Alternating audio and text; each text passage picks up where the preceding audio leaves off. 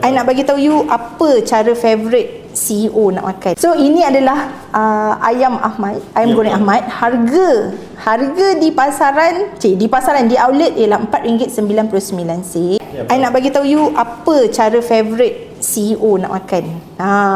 Dia mestilah ada kan CEO favorite apa dekat Ahmad ni kan? Boleh. Yang paling favorite saya bawa dekat sini. Maknanya Abang Ahmad kenal apa CEO dia suka. Ya, so ini adalah sos garlic yang kita ada. Nampak tak sos garlic?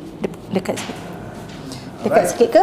Dekat sikit. Okey, nampak tak ni? Kita try cara CEO makan. Boleh. Kita mesti makan dengan garlic sauce. Nampak ni tuan-tuan ni nampak cicah dia macam ni. Jangan kedekut cicah dia macam ni. Dia terkeluar gitu. Macam ni. Ni.